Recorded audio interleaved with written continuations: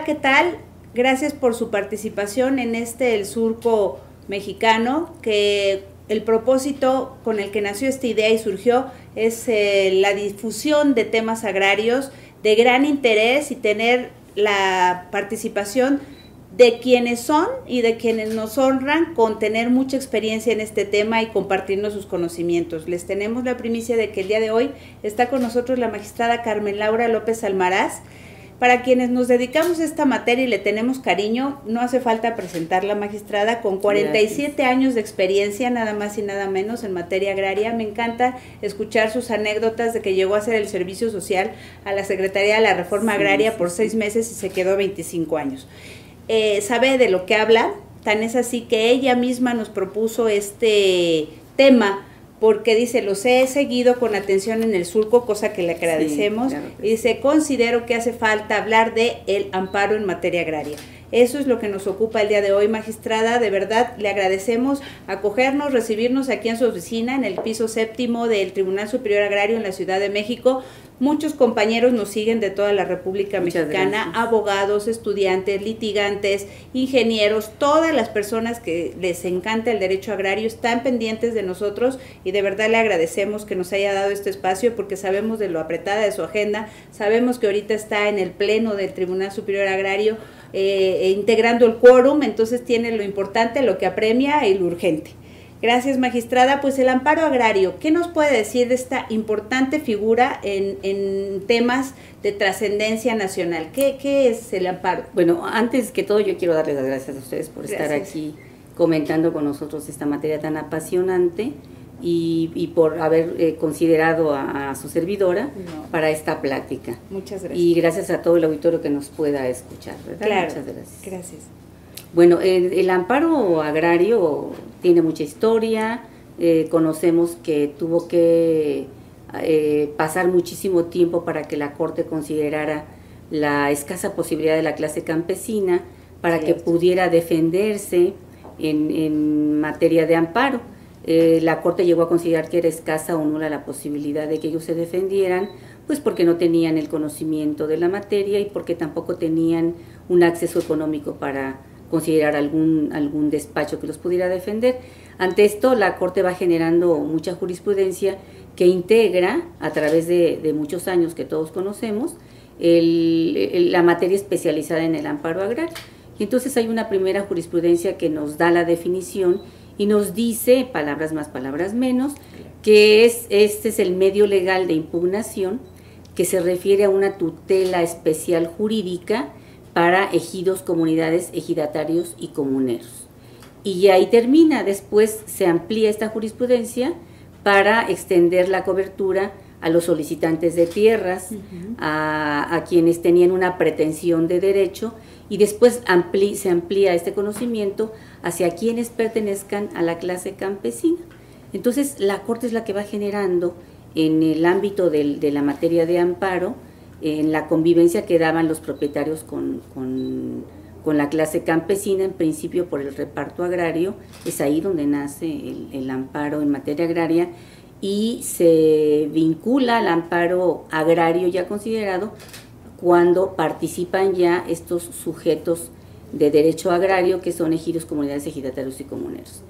La Corte entonces da características importantes y va generando excepciones tanto en el ámbito constitucional, en el artículo 107 constitucional, fracción tercera, donde da esa definición de amparo agrario y donde nos dice que debemos excepcionar en algunas consideraciones en tratándose de la clase campesina.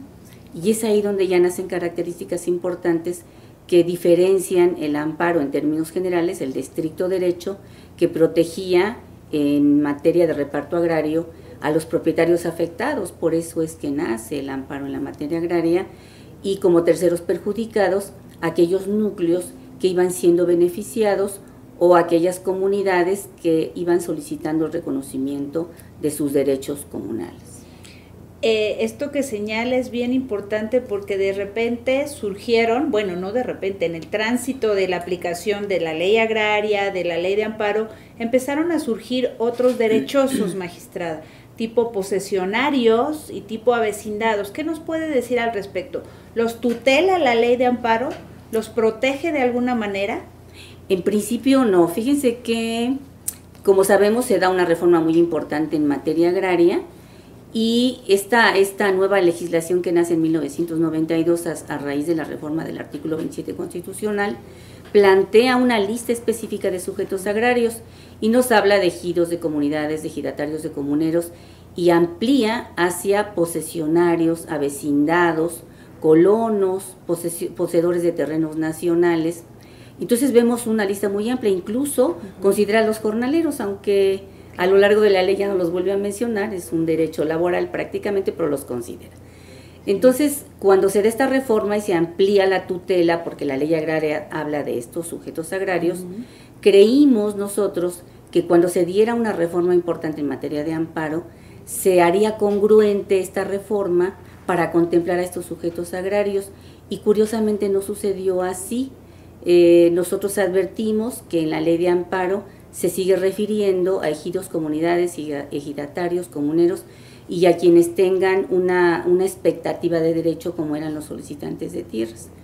Cuando esto sucede, la Corte de nueva cuenta y los tribunales colegiados van ampliando ante la postura de los abogados litigantes, van ampliando por analogía o por interpretación pro persona, van ampliando este beneficio de la ley de amparo, y a través de diversas jurisprudencias determinan que estas características importantes del amparo en materia agraria también les serán aplicables a estos nuevos sujetos agrarios contemplados, como son los posesionarios, los avecindados y quienes hoy tienen una expectativa de derecho, que son los posesionarios reconocidos por asamblea. Es correcto. Ahora, magistrada, la ley de amparo, que yo de repente, perdón, a mis alumnos todavía les digo la nueva ley de amparo, y pues para ellos ya no es nueva, no, porque es la única, 2013. Es de 2013. ¿Qué pasa con esa desaparición del segundo libro? Yo estudié amparo agrario en un segundo libro, de repente desaparece. ¿Considera que fue correcto? No, yo creyera que no.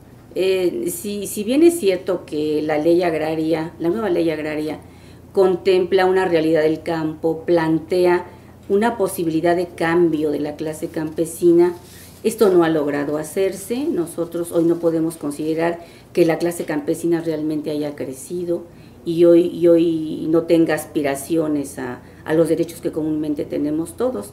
Sigue habiendo mucha ignorancia en el campo, falta de educación, pobreza extrema, que no les permite acceder a muchos rubros donde pudieran ellos asimilar estos nuevos derechos. Entonces, destruir un libro segundo que compilaba toda la especificación de la materia agraria, ahora complica tanto a la clase campesina como a los abogados que también litigan, sí. Complica el conocimiento del amparo agrario y el manejo en sus juicios que ellos comúnmente litigan. Entonces, me parece que dimos algunos pasos atrás, y lo digo con muchísimo respeto del legislador, que dimos unos pasos atrás, porque cuando esperábamos una reforma importante de congruencia real con esta nueva legislación de 92, pues no la hubo.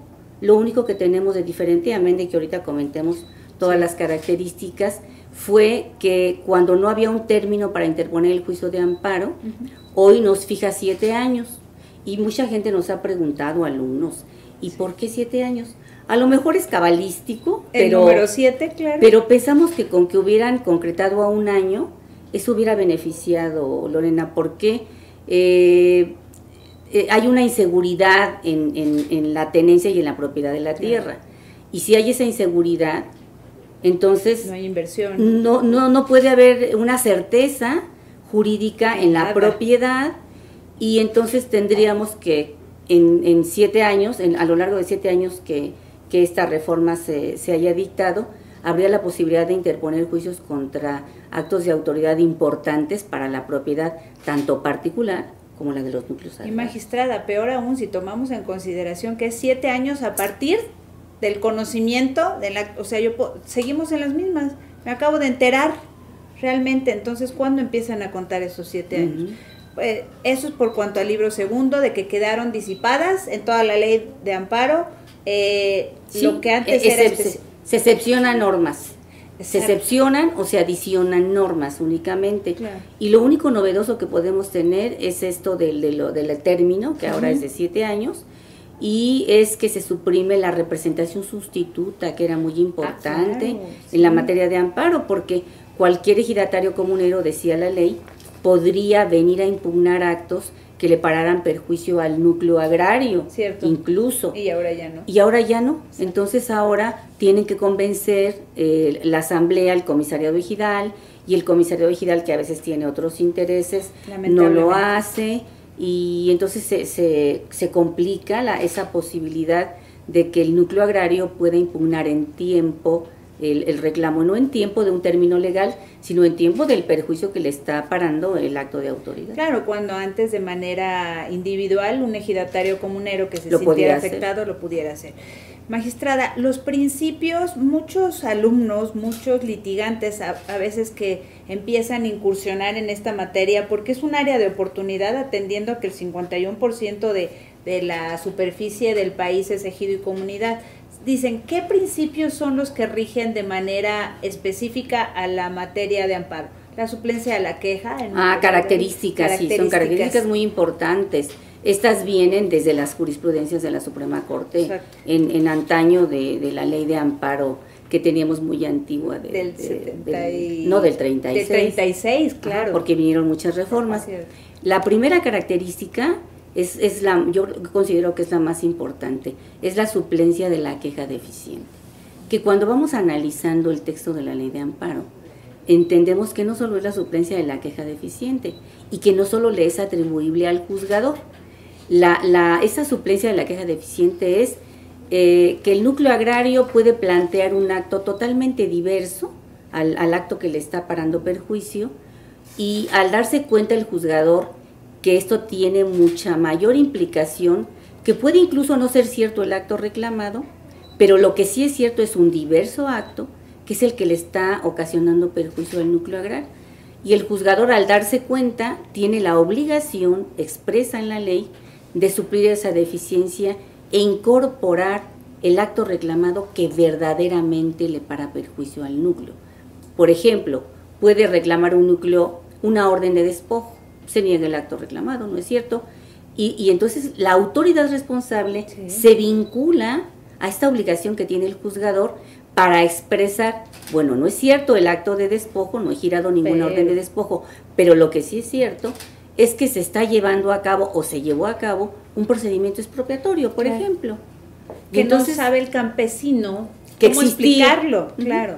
Entonces ahora el juzgador tiene como acto reclamado a el decreto expropiatorio, un procedimiento expropiatorio que el núcleo ignoraba. Desconocía. Y entonces el juzgador tiene la obligación de recabar de oficio las pruebas que le permitan llegar a la verdad legal. Y no solo eso, y si hablamos en materia de periciales, por ejemplo, la ley de amparo le obliga a ordenar las diligencias necesarias o idóneas que le ayuden a llegar a esa verdad legal.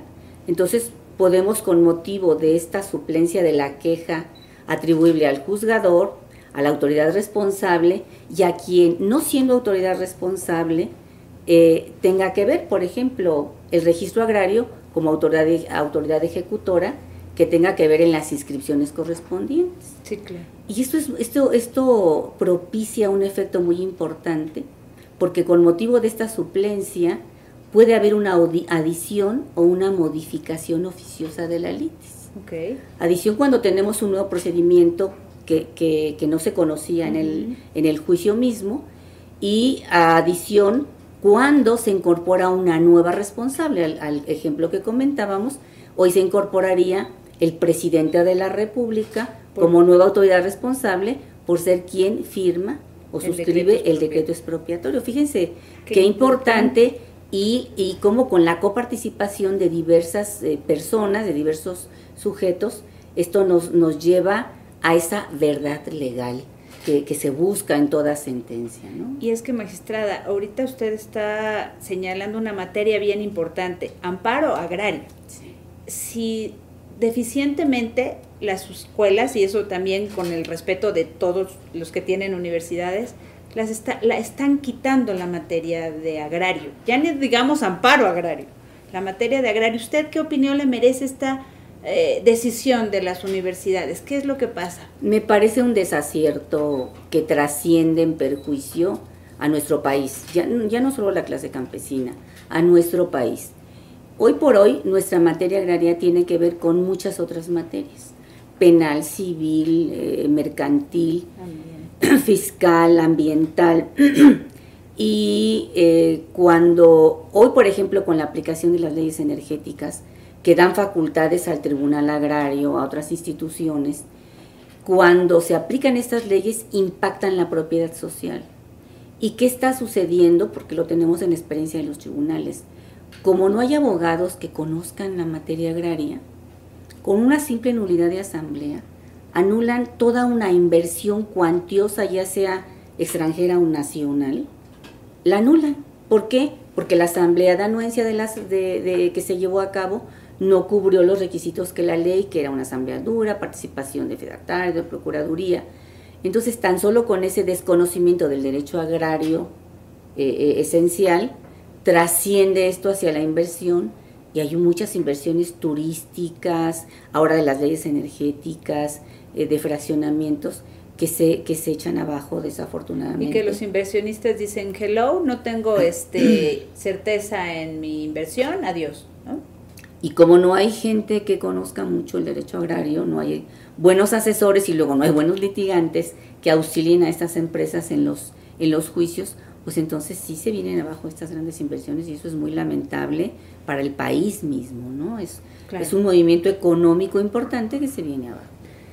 Volviendo a nuestra materia de amparo, es que a la magistrada se le puede sacar jugo de muchos temas, y eso es lo importante. Y es que esa pasión por el derecho agrario es lo que ha impulsado este proyecto, magistrada, porque es una pasión. Tenemos por ahí a nuestro amigo productor y de todo, Sergio Salgado, que dice que el derecho agrario es derecho patrio, y eso es importante, es una pasión. ¿Por qué? Porque todos comemos, todo viene de una cosa que se llama tierra. Digo, yo todavía no he comido plástico más que las sopas Maruchan, pero no se trata de eso. Magistrada, comentábamos antes de entrar al aire estas jurisprudencias que ahora ya la segunda sala, atendiendo a que tenemos una ministra con experiencia, la ministra Yasmín Esquivel Moza, que fue magistrada de los tribunales agrarios, ha estado participando ya en asuntos que tienen que ver en el aspecto agrario. Incluso el viernes pasado salió una suspensión en el amparo agrario para que estén exentos de exhibir garantías los sujetos agrarios y que quieren una suspensión en el amparo.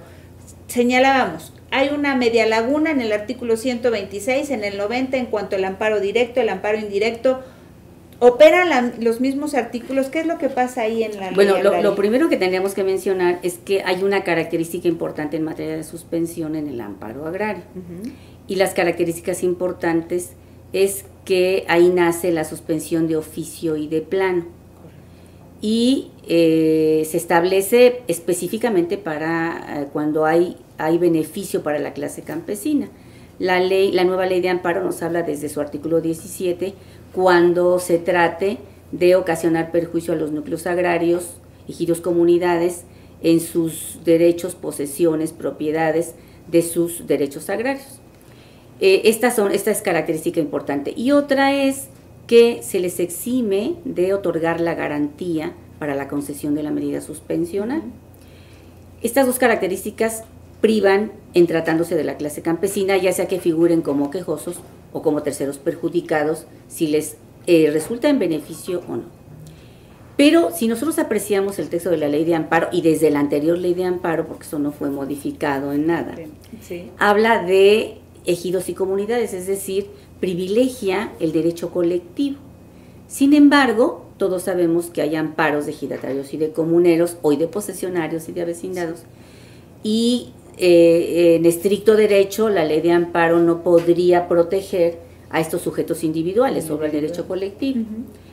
Pero la jurisprudencia de la Corte, en contradicción de tesis, o alguna jurisprudencia de los tribunales colegiados de circuito, han interpretado en una aplicación de principio pro persona, de principio de convencionalidad, que este beneficio de la ley de amparo también se otorgue hacia el derecho individual, que es importante, ¿no? Claro. Hacia el ejidatario, hacia el comunero, hacia el posesionario, hacia el avecindado.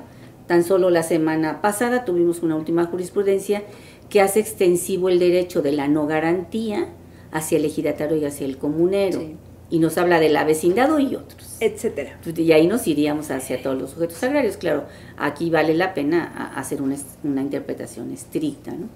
Entonces sí advertimos cómo ahora se va ampliando este beneficio que se da al sujeto colectivo también hacia el derecho individual, cuando, si nos fijamos, en la ley de amparo se olvidaron del ejidatario y del comunero, sí, porque en el término le dan sus 15 días cuando la anterior ley de amparo les daba 30 días. Hoy es 15 días. Y si estamos hablando de proteger al derecho colectivo, ejido y comunidad, valdría la pena que protegiésemos aún más el derecho individual. por supuesto. El del ejidatario y el del comunero. Magistrada, en términos estadísticos, abusando de la información privilegiada que tiene, los tribunales agrarios merecen todo mi cariño y mi respeto porque tienen mucha carga de trabajo. ¿Cómo están ustedes en estadísticas? ¿Cuántos amparos ganan? ¿Hay indirectos? ¿Hay mucho de procedimiento? ¿Hay más de fondo? ¿Cómo está ahora la justicia agraria en el amparo frente al Poder Judicial de la Federación?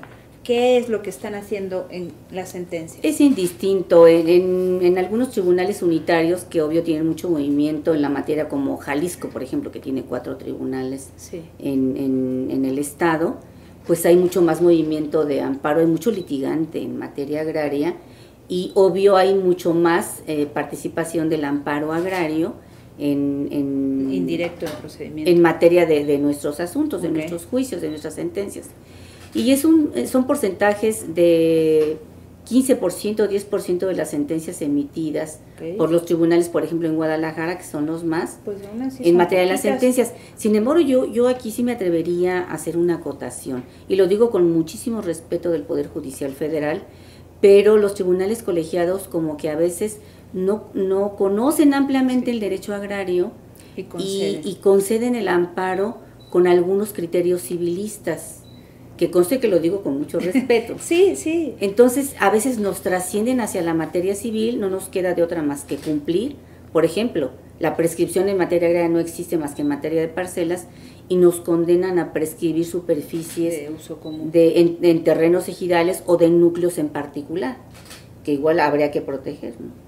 Entonces, la diversidad de criterios de los tribunales colegiados de circuito a veces no nos hacen uniformar el cumplimiento de las ejecutorias. Claro, porque en un circuito resuelven de una... Sí, tienen un criterio y en otro circuito tienen otro. Y hemos denunciado contradicciones. Sí, nosotros como superior tenemos criterios del norte, del sur, del oriente, del poniente, y nos queda más que denunciar la contradicción de tesis, como fue esta última que se hizo en materia de suspensión, claro, por ejemplo. Claro. Y que resultó en la exención de la garantía para todos. Exactamente, y que bueno, finalmente ahora redunda en esto. Sin embargo, sigue habiendo diversidad de criterios en otros temas, ¿no? En muchos temas. Por ejemplo, en restitución, que son temas Sí. tan importantes en conflicto por Y de manera límites. cotidiana se han dado. Sí. También tenemos diversidad de Sí, criterios. también. El criterio que generamos aquí como Tribunal Superior para solventar una realidad jurídica que se ha dado, como es la conurbación de ejidos y comunidades, y las condenas a restitución, a veces nos plantean paradigmas que hay que resolver. Claro. Por ejemplo, cuando la restitución sí procede en función de un núcleo que efectivamente fue despojado de su superficie, y que se generó como propiedad particular o pseudopropiedad particular y hoy está conurbada. Sí. Cuando demandan la restitución, es procedente la restitución.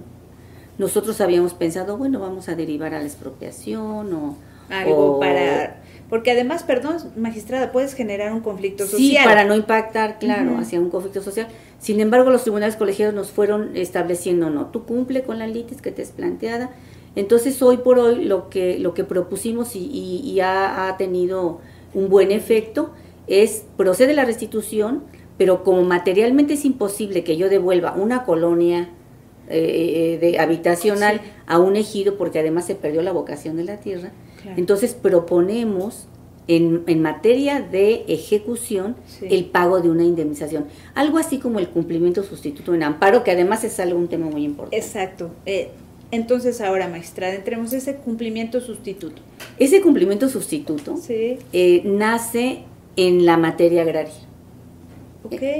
No existía en otras materias, nació en la materia agraria ante la imposibilidad precisamente de cumplir el efecto del amparo. ¿Cuál es su objetivo? Restituir al quejoso o al agraviado en el goce de sus garantías sociales y volver las cosas al estado en que se encontraban. Cuando los propietarios afectados a raíz del reparto fueron ganando los amparos porque el acto de autoridad estuviera viciado, que no el reparto mismo, aclaro, el acto de autoridad estuviera viciado y se hubiera considerado una propiedad afectable cuando no lo era, entonces pues no se podía devolver la tierra y hubo una política de Estado de no despojar a los núcleos ya dotados y devolver la tierra a los particulares porque se crearon muchos conflictos sociales. Exacto. Entonces nace, curiosamente cuando yo estaba ahí en el Jurídico de Reforma Agraria, como una propuesta, nace el cumplimiento sustituto. No te puedo devolver la tierra, bueno, vamos a devolver lo que cuesta esa tierra. Pero luego ponerse de acuerdo en el precio, magistrada. Bueno, lo que pasa es que la ley de amparo habla de un incidente que se abre y que el juez establece el avalúo. Sin embargo, en la práctica esto nunca se dio. Yo creo que vi como 2 incidentes abiertos en toda mi vida. Lo que sucedió es que la Reforma Agraria, la Secretaría de la Reforma Agraria, proponía un contrato de cesión de derechos. Y después de la cesión se compraba la tierra para los núcleos agrarios. Ah, bien, o sea, generaron una figura jurídica en el ánimo en esa representación sustituta, pero en vía de ejecución, magistrada. No. De lo que yo le hablo es ya el cumplimiento sustituto en amparo. En amparo, ok, y eso se Y esta homologación la llevamos al juicio agrario para decir, no te puedo, sí procede que te restituya, pero no puedo. Pero materialmente no puedo, entonces que te la pague, ¿no? El demandado. Y así se dieron. Pero en la materia de amparo agrario, el cumplimiento sustituto nace en la materia agraria como resultado de no poder devolver a los propietarios afectados ante esa imposibilidad sus superficies y se crea el cumplimiento sustituto. Claro.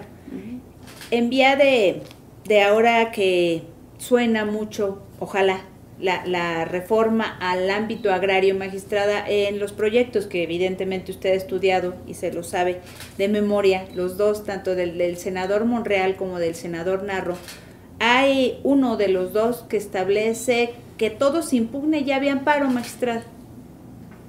Pues esta ha sido una propuesta hace muchos años. Exacto. De hecho, tuvimos juzgados de distrito agrarios y funcionaron muy bien, porque antes, como no existía el juicio agrario, todo se litigó a través del amparo agrario. Exacto. En materia administrativa, ¿verdad? Sí, claro, en materia administrativa, pero todo era a través del amparo. Todas las controversias eran resueltas a través del... ¿Y usted considera que sería bueno regresar a eso? ¿Quitar de alguna manera una instancia que sería la revisión e impugnar todo vía amparo? Yo creo que es más benéfico el juicio agrario en revisión, porque es una instancia más para la clase campesina de litigio. Así como consideramos que la conciliación y que el convenio, el arbitraje, es bueno para la solución de conflictos agrarios. Igual la revisión. Igual, en el recurso de revisión, es una instancia más donde también hay posibilidad de conciliar, obvio, pero donde la autoridad de alzada tiene oportunidad de verificar qué más hubo o qué no hubo en la sentencia, ¿no? Y ordena reponer procedimientos. Nosotros ordenamos reponer muchos procedimientos y le sería más costoso tanto a la clase campesina como al Poder Judicial Federal llegar hasta esa instancia y ordenar reposiciones de procedimiento hacia los unitarios para volver a recomponer y otra vez a Poder Judicial Federal. Creo que sí es importante mantener una segunda continuar instancia, con el Tribunal Superior Agrario en revisión. Tal vez consideraría el aumento de acciones en revisión, magistrada, que sí se están dando, pero por ejemplo hemos tenido que conocer de materia ambiental, aunque ya hay tribunales especializados, pero hemos tenido que conocer porque están vinculados con el conflicto agrario Y para no dividir la continencia de la causa, pues entonces entran al nosotros estudio. Tenemos que resolver sobre la materia ambiental. En tierra dañada, por ejemplo, en los eólicos que hoy se están dando, ahora en la aplicación de los energéticos, pues tenemos que resolverla. En cuanto a controversia en materia energética, ¿ya tienen mucha en los tribunales agrarios? Sí, ya tenemos en el 60% de nuestros tribunales agrarios, ya tenemos controversias, pero además tenemos acciones a las que nos obliga la nueva legislación energética en materia de la autorización de servidumbres. Okay. Sin embargo, nos percatamos que la mayor parte de los contratos que se ofrecen a los tribunales agrarios para beneficio de los campesinos no reúnen todos los requisitos. Por eso les digo, como no se conoce la materia agraria, no cubren todos los requisitos de ley y entonces el tribunal no puede dar la aprobación y la calificación idónea de esos contratos o de esas servidumbres. Eso que lo menciona es bien importante, magistrada, porque de verdad, así como dicen los chicos o la mercadotecnia de ahora, el derecho agrario es un área de oportunidad todavía para los abogados, más que todavía bien importante para el futuro de la economía de nuestro país y que se conserve esa materia en todas las universidades, ¿no, magistrada? Sí, definitivamente. ¿Alguna otra característica importante del amparo agrario? Bueno, hablábamos de la suplencia, de los términos, de los bienes jurídicos tutelados, cómo se sigue tutelando la propiedad, la posesión, la tenencia de los ejidos, comunidades. Ahora decimos a través de la jurisprudencia ejidatarios y comuneros, posesionarios en tanto su derecho, el posesionario no tiene ahorita un derecho definido. Tenemos una gran cantidad de posesionarios respecto de los cuales está ausente, por ejemplo, el derecho de sucesión. Mucho. Y esto se resuelve a través del amparo en un criterio y en otro, ¿no? Que si tiene acceso, que si no tiene acceso, porque son criterios civilistas que prevalecen. Y a través de la jurisprudencia de la Corte que se dicta, en la materia agraria incluso el posesionario no tendría derecho a suceder. Sin embargo, el registro agrario les da un título. Y en la parte de atrás dice, en calidad de posesionario, dice, bueno. Sí. Entonces no hay un derecho definido para el posesionario. Habría que entrar a eso tanto en la ley agraria como en la legislación de amparo para otorgar un beneficio. Se ha hablado mucho del periodo neoliberal y de esta situación. ¿Usted considera que debe de haber, es inminente, un cambio en el paradigma de la justicia agraria en México? Sí, desde luego que sí. Así como tuvimos una nueva legislación que intentó adecuarse a la realidad del campo, pues el campo tiene una dinámica importante en la participación económica de nuestro país. Siempre la tuvo, hoy más. Sin embargo, esos derechos van quedando limitados. Y entonces esa dinámica jurídica no se da. Yo creyera que si nosotros explotáramos al 100% nuestro territorio explotable, nosotros seríamos autosuficientes. ¿Qué es lo que abriendo programas importantes de Estado, ¿no? Claro. Como se han dado cuenta, la magistrada no maneja el tema, sino lo supermaneja. 47 años de experiencia la avalan y más que nada, de veras, la amistad, el respeto que se le tiene en el ámbito jurídico, magistrada, es impresionante porque ya es usted garantía. Ya cuando la vieron ahorita en el pleno, integrando el quórum, dijeron, bendito Dios, ya algo va a pasar en ese tribunal y en ese pleno. Últimos comentarios, magistrada, que nos quisiera decir a la audiencia. No, bueno, yo como les digo a los alumnos en la universidad, estas pláticas o estas pequeñas cápsulas de derecho agrario, pues si no aspiramos a que se conozca bien la materia, sí aspiramos a que por lo menos despierte una pequeña inquietud en cada uno de los que nos escuchan, para que sepan la importancia y conozcan o se interesen un poco más en esta materia que es tan importante en nuestro país, tanto en lo económico como en lo social. Le agradecemos de nueva cuenta habernos recibido en su oficina, en su apretada agenda, y ¿qué cree? Prometemos estar más veces acá con usted en la medida de que nos autorice usted y a tratar más temas de esta naturaleza bien importantes para México en el futuro. Muchas gracias. Muchísimas gracias a ustedes. Gracias. Y gracias a todo el auditorio que nos escucha. Gracias por todo. Nos vemos en la próxima entrega. No dejen de sintonizarnos en nuestras redes. Estamos en Justicia Agraria México. Estamos en Twitter, Justicia Agraria México también. Estamos en en el Surco Mexicano en YouTube. Muchas gracias, hasta la próxima. Hasta luego. Bye. ¿Cuánto?